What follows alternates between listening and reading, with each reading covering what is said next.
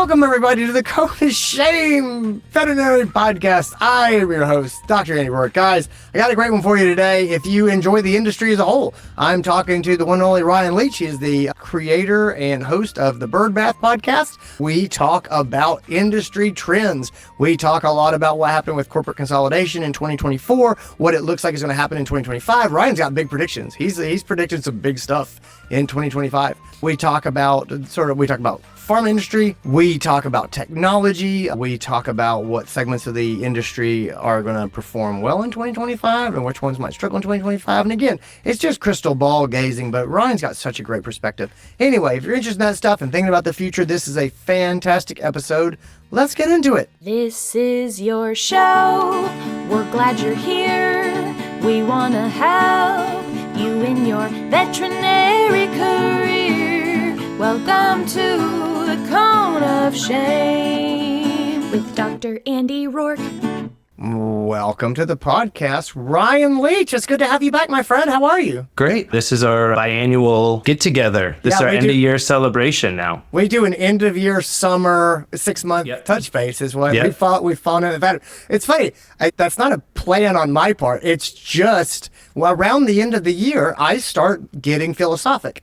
And I start thinking about where is this going? What did the last year mean? What did I learn? What do I think is going to happen in the next year? You know, what sort of emerging? And it's probably against my better judgment, I try to kind of figure out what do I think is going to happen in 2025. And so if you look back at the podcast, you'll see there's a group of people I really enjoy talking to around future casting and kind of looking at things. And so for those who don't know you, you are the host and creator of the Bird Bath Podcast, which is a great podcast. I thoroughly enjoy it. It hits my phone every Tuesday. You are also a growth consultant at First 100, which is your own consulting firm. And so you do a lot of work with industry. The reason that you come into my mind when I start thinking about the future is I do enjoy the bird bath. And so it's always a great reminder of the things that you're doing and what you're thinking about and talking about. But there's not a lot of people who look at the industry from a more zoomed out perspective than I do. I love being a vet medicine, but I'm really focused. I love medicine and I love the place where medicine interacts with like operations, like the bigger like way the practice runs. And you tend to sit outside of that and look at operations across the industry. And so you're definitely a level farther out in your perspective, which is why I enjoy talking to you so much. Let me bring this around to kind of the matter at hand. So 2024, when you think back about it, what do you think were the sort of defining characteristics of 2024? Looking at the vet industry, were there significant trends that you saw? What were your takeaways? I think 2024 gives us a lot to be thankful for, which rhymes. But I think it was a great year for a lot of people in the industry. I think people can be extremely optimistic about the caliber of medicine that's being practiced. Yeah. I think we're seeing a lot of medical and technology advancements that are improving the way the practices are working. So I think that's just, if you take away all of the rhetoric around everything else, I think that animals are being well taken care of. Yeah, I agree with that. And so I love the fact that you called out like the way animals are taken care of, like the systems and processes.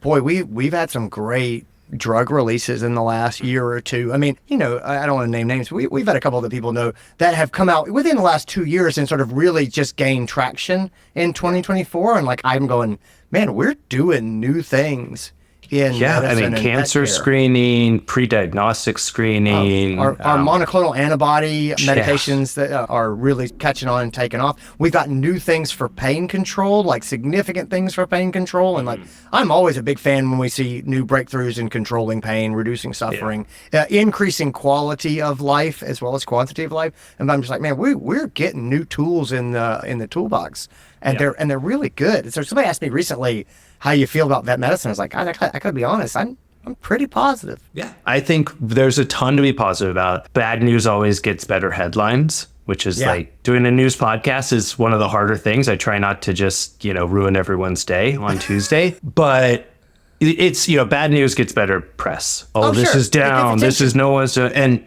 But I do think, we are seeing a systematically, or, across the industry, we are seeing the number of visits per clinic down. Yeah. but we're seeing the dollar spend per clinic up or the dollar spend per visit up, which you can slice in a lot of different ways. I believe that that's actually a readjustment to where prices should have traditionally grown over the last 10 years, where they were down, they were artificially low, and then they spiked, then they artificially went down. And I think if you were to map out this period over a 25-year linear graph, it will be a very clean and linear line. It's not going to have this hockey stick that people think is happening right now.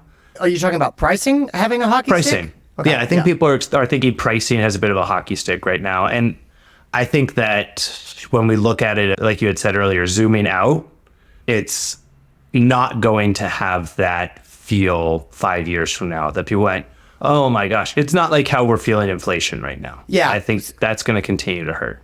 I think so. I hear what you're saying, and I'm kind of on board. I don't know that you're right about the hockey stick thing. And I'll tell you this. So here's my pitch to you.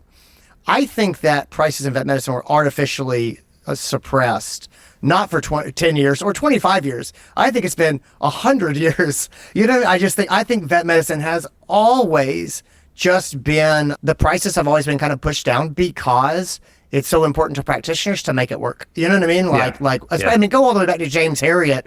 James Herriot was not doing, price increases across the board to calculate standard of living. He was like, well, I guess I'm getting paid in eggs. And that's what the perfect introduction that I had to that was when I started working with Ivan Zach. Ivan and Ivan's great. He does the Veterinary Innovation podcast, and we've been good friends for a while now. And I started working with Ivan because we were consulting, and he said he would write up a proposal. He'd have it sit in front of him for a group we were consulting with, and it was $20,000. And he'd say, as soon as they said, what's the price? He would say 15. And he'd be looking at the number 20. And then by the end of the call, he would have talked himself down to 8. Oh, no. And he was going, Ryan, I just need you to mute me when it comes to them asking the price and say 25 and then get them to 20. And I said, okay, I can do that. But yeah, I think it's I think the way that veterinarians are wired historically is to want to find a way to care for animals. Sure. And money can become a difficulty around that. So I think everyone knows a vet clinic you could walk into that is selling something on their shelf for less than they pay for it because they haven't updated their inventory. Oh yeah. But I think so. I think I think prices have been really low for a long time. And I can see there being, when you look at the grand scheme of things, I do see a significant little jump. But I think ultimately we end up at a place that makes sense in the world. You know what I mean? I don't think we shoot through the roof. I think that there's a lot of discomfort as we get back to probably, where we should have slowly been making our way to over a much longer period of time. So, I totally buy into that. I'll tell you one of the things that I'm excited about in 2024 that I did see. I think that, and you can tell me I'm wrong, with corporate consolidation sort of slowing down this last year, my perception was that there at least I'm seeing more groups that have shifted over into kind of paying attention to their own operations. So I think that there were a lot of groups that were in a buying growth phase for years, and now maybe the exit is not as clear as it used to be, or maybe they've just reached a point where they're like, okay, now we got to actually run these. But I felt like there was a significant uptick in clinics that were like, all right, let's start actually making these practices run together more smoothly. Do you agree with that? I agree. I think that if you are listening to this and you're someone that wants to help practices find operational efficiencies, you need to strike while the iron's hot because the money is coming back. The private equity is reinvesting in the veterinary space. They're beginning to buy practices again, and people have very short memories. Yeah. I don't think we're going to get to that crazy 2021 numbers, 30 calls, 30 offers per practice. And it was just dumb money throwing at anything that existed. But we are going to start seeing more practices being acquired than we did see in 2024. 2025 is going to have that. And we're going to see groups buying other groups. Okay. So you think that the end game is coming around? Dr. Bob Lester is someone I've had on the podcast. I'm a super smart guy. I always am interested in what he says. He has said for years that the cycle of consolidation is quite predictable because it's happened again in a different industry. And he keeps saying we're going to end up with about 7 players. Do you think we're closing in on that sort of second round of consolidation when we go from however many we have now down to half that many? The European market played that out in the veterinary space. There's about 5 large players in the European consolidation market, and they got there by buying each other and doing those sort of things. Dental does the same thing. Chiropractic did the same thing. Car washes did the same thing. Any business that sees private equity, because private equity works by taking someone else's money. The private equity people, they're rich because they get people to give them money, and the best way to make money is with other people's money. And so they get someone else to give them a mountain of money. They go and spend it as quickly as they possibly can, but then they have to return it back to those original partners, the LPs. And what happens is the pool of groups that can absorb something there's a lot of private equity firms that can buy something for $15 million. There's a lot fewer that can buy it for 100. There's a lot fewer that can buy it for 500 million. And there's a very small echelon that can buy things for $1 to $8 billion.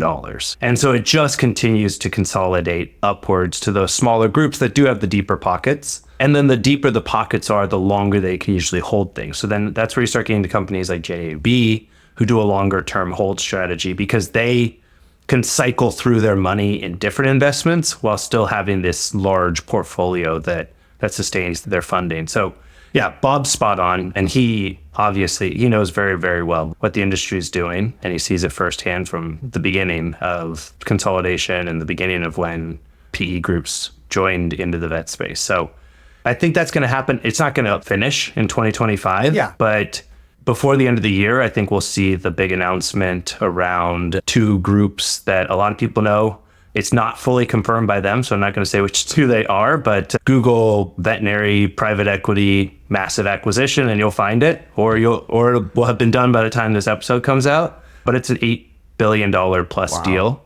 And then I think we'll see groups like Thrive maybe buy a 15 group practice group, and we might see some 30s buying other 30s. And we're going to start seeing several hundred numbers of practice groups existing. And then it'll get into the thousands, and that's where we'll start to see the ultimate consolidation. What do you think about sort of technological advancement in the next year? Do you think that there's an AI plateau? And so I've heard that sort of debated. Some people say, you know what, you have AI, came out, we did some stuff with it, it looked like it's going to take over the world, but now kind of, people use it to write customer service emails, but that's we tapped out in what we can do.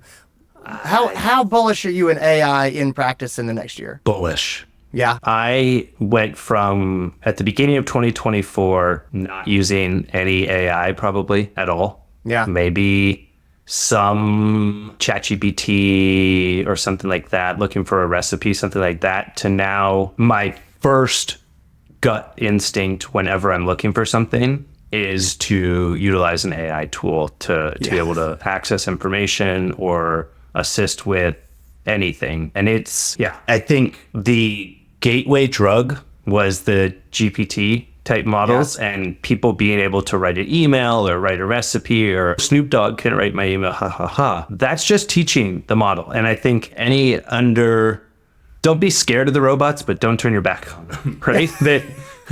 It's incredible. I mean, there's companies from overseas that I see that are doing image recognition. There's a company that does pill counting, utilizing an AI video, so you're not going to be sitting there counting pills. You can take a picture across the room. It can tell you what's across there. There's audio. There's AI scribing that's just going to become the absolute norm.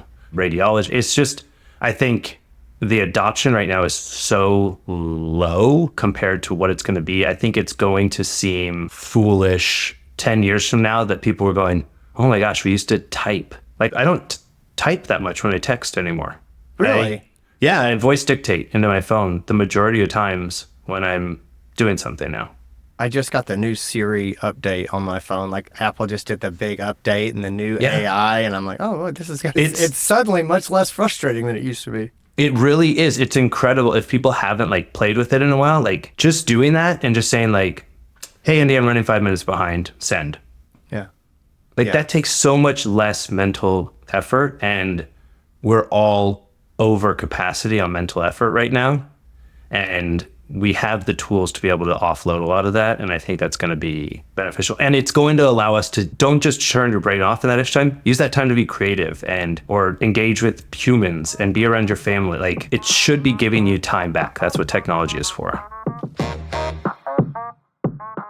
Looking ahead, when you think about pet health, so not vet medicine necessarily, but pet health, the larger sort of category, where are you anticipating significant growth in the next year? I think we're going to continue to see growth in pet owners seeking external information to guide them on the care of their animals outside of the veterinary channels. You mean like influencer guidance, or you mean artificial intelligence guidance, or like what is that? Or tech wearables that are going to give them a scoring that says Fluffy was perfect today. Fluffy was very active today. And they're going to say, cool, Fluffy is healthy. Or like external food providers that maybe don't have a veterinary nutritionist on staff that are going to be telling them, this is the best thing for your dog. Yeah. And I think that we're, as an industry, going to need to be very vigilant in continuing to be the voice of reason and not allowing it to become just a marketing play. So I think that's going to be a big thing that we're going to see in pet health. And I think that maybe 2025 may be the year of the cat. Yeah, now you're singing crazy optimism. I don't know. I've been saying that for a long time. I mean, I don't want it to happen. I'm a dog guy. So you cat people. No, stop talking. Like, come we for do me. want it to happen, cat people. Before, come for me. Trust me. No, you don't want them. They will come for you. It's happened to me before. I'm just telling you. I am kidding. I love cats. I just have been, the year of the cat has been thrown around for as many years as I have been in vet medicine. Yeah. Cats are absolutely exploding in Europe. Yeah. They're massive in Europe right now. It is huge cat adoption and cat spend numbers not fully rivaling dog, but in a 1-to-3 ratio versus in the US, 1-to-5. So it's definitely, there's growth there. I think as well as inflation continues to happen, cat ownership can be significantly less expensive than large dog ownership. You think it's a financial driver where people go, well, a cat, they eat less, they take up less space. I was sort of wondering if it was a space issue as people tended to move towards smaller living quarters. I was in Asia earlier this year, and there's a lot of people living in 400 square foot apartments. Yeah. And that's it. That's the whole family's there. And I'm like, oh, they have cats. Because, it's such a small space. I think that, but then also people are waiting longer to have kids. But when you start being double income, no kid, what comes with that is additional travel. And the additional expense as someone that owns 2 large golden retrievers, I'm on vacation in Kansas City right now. The biggest expense of my trip is the boarding expenses. Yeah, for my dogs. Me too. It's funny. I'm leaving after we podcast to go travel with the family, and my dog is going to the Noble Dog Hotel, and it's going to break me. It's going to be by far the most expensive part of the trip. It's very expensive, and so I think as you have a generation that's waiting longer to have kids, so they're more apt to travel. They want more freedom, but they are looking for that additional companionship. All the data shows that they're finding weight. They're adding additional anthropomorphic characteristics to their animals. Yeah. And so those tend to them wanting to be with the animal very often. So I think if they are going with dogs, they're going to go smaller so that they can be with them in more places. Or they're going to be looking towards cats because they can find an easier or less expensive opportunity to be able to travel with their partner, with their maybe disposable income or no disposable income, depending on inflation and the job market for that generation. But I do think it's going to be something to see. And then the boomers their pets are passing away. They're not replacing those animals. So the younger generation is going to be the larger population of the pet owners. When you think about the vet industry and sort of the corporations that we tend to see at the vet conferences, things like that, your nutrition companies, your pharma companies, your pet insurance companies, is there anybody, you need to talk about categories, are there any categories that you're seeing as potential big winners in 2025? Is there any categories that you think might be in trouble in 2025? I think anyone that is stubbornly opposed to AI. Like when I walked the conference floor at AVMA earlier this year, there was one company that had a sign that said no AI, like as a touting it as a feature for their product. And I think that if they stand behind that too long, it's going to be like no email, fax only. Yeah. And I could see that being one of those things. So I think less so a category and more so a position, where if you dig your heels in too hard on certain things, you're going to find that you look around and all of your clients that aren't looking to retire in a few years have left you. Yeah, I got it. That totally makes sense. All right, cool. Ryan, thanks so much for being here. Where can people find you besides the Bird Bath, which they can download wherever they get their podcasts? Where every else can people find you? podcast. Yeah, so I'm always on LinkedIn. You can also go to first100, the number 100.io to find out about my consulting business. But check me out on LinkedIn. That's where I'm always open, or thebirdbath.io for the show and any podcast platform. That sounds great. Dude, I'll put links in the show note. Guys, thanks for tuning in, everybody. Thanks for listening. Take care of yourselves, gang. Talk to you later. And that's what I got. Guys, thanks for being here. Ryan, thank you for being here. Guys, check out The Bird Bath. It is a really great podcast. I have been listening to it since right around the time it got started. I found it, and it stays on my phone. It's great. He's great. I just want to end here and restate, I'm really positive about our profession. I love vet medicine. It's got challenges. It's got some hard stuff. I think we're heading into a lot of change. I know change is scary, but there's so many things that are going well, and it's just such a good job to have. And guys, it's great to have a profession that genuinely has and gives purpose. So I'm not worried about the future. And so I'm just optimistic about vet medicine, where it's going, and we're going to have to navigate. But guys, we got a good thing here. I'm glad to be aboard. Anyway, take care, everybody. I'll talk to you later. Bye.